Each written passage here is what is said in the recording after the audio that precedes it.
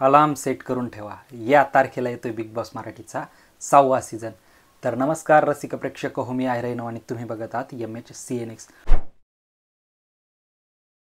मित्रांनो, big Boss मराठीच्या सर्व अपडेट्ससाठी मी तुमच्यासाठी सज्ज आहे. मित्रांनो, या व्हिडिओमध्ये मी तुम्हाला सांगणार आहे की बिग बॉस मराठी कधी येऊ शकतो, अंदाजित तारीख काय आहे, सर्व गोष्टी एक शॉर्ट व्हिडिओमध्ये मी डायरेक्ट तारीख सांगितलेली आहे. त्या तारखेच्या आसपास किंवा त्या वीकमध्ये बिग बॉस मराठीचा 6वा सीझन यायलाच हवा. मित्रांनो, बिग बॉस हिंदीचा जो सीझन आहे तो 7 डिसेंबर किंवा मॅक्स टू मॅक्स 21 डिसेंबरपर्यंत संपणार आहे. होता होईल सध्या सोशल मीडियावर, इंस्टाग्राम वगैरे, यूट्यूब सगळीकडे हीच चर्चा चालू आहे की बिग बॉस हिंदीचा जो सीझन आहे सलमान खान यांचा, तो येत्या 7 डिसेंबरला संपणार आहे. कारण तिथून पुढे सलमान खान यांचे मूवी येणार आहे, तर त्यांना प्रमोशनसाठी तिकडे वेळ द्यावा लागणार आहे. कारण फायनल जर असेल 21-22 डिसेंबरला, तर त्यावेळेस त्यांना तो वेळ देणं पॉसिबल नाही आहे. ही एक बाजू झाली. तर आता आपण बोलूयात की बिग बॉस मराठीबद्दल. मित्रांनो, एक बिग बॉस मराठीला एकच अडथळा होता, तो म्हणजे बिग बॉस हिंदीचा. जर बिग बॉस हिंदी 7 डिसेंबरला संपला तर बिग बॉस मराठीला काहीच अडचण नाही आहे 15 डिसेंबरच्या आसपास यायला. सध्या सोशल मीडियावर एक फोटोही फिरतोय, त्यात प्रोमो शूट झाला असं दिसतंय, परंतु एखाद्या वेळेस तो मागचाही फोटो असू शकतो, याच्याबद्दल कन्फर्म नाही आहे. पण जर बिग बॉस मराठी 15 डिसेंबरच्या आसपास येणार असेल तर नक्कीच प्रोमो त्यांनी होता होईल एका महिन्याच्या आत काढायला पाहिजे.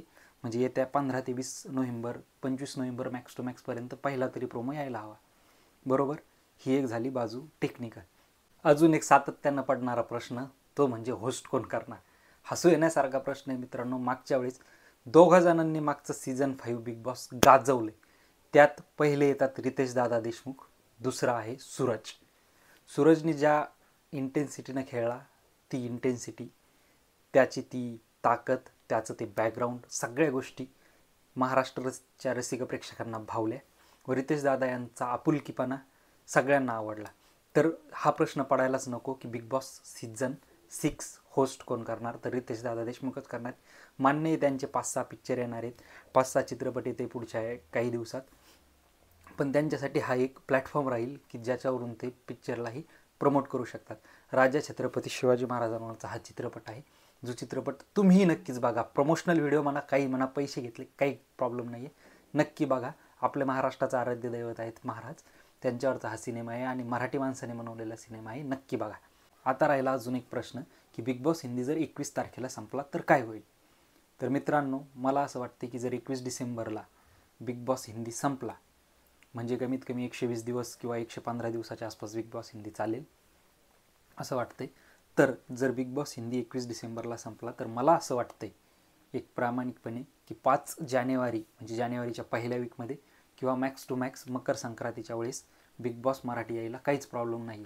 मित्रांनो, डायरेक्ट कंक्लूड करूयात व्हिडिओ, ज्याचा की असा अर्थ होतो की बिग बॉस जर हिंदीचा 7 डिसेंबरला संपला तर बिग बॉस मराठीला 15 डिसेंबर म्हणजेच डिसेंबर महिन्याच्या सेकंड वीकमध्ये यायला काहीच प्रॉब्लेम नाही आहे. अजून एक तारीख मी तुम्हाला सांगितली होती जी की 21 डिसेंबरला बिग बॉस हिंदीचा फायनल असू शकतो. जर 21 डिसेंबरला झालाच फायनल, होता होईल, होणार तर नाही, 7 डिसेंबरच फायनल आहे, पण जर 21 डिसेंबरला झाला तर होता होईल एक 28 डिसेंबर ते 5 जानेवारीच्या आसपास आपला यायला पाहिजे.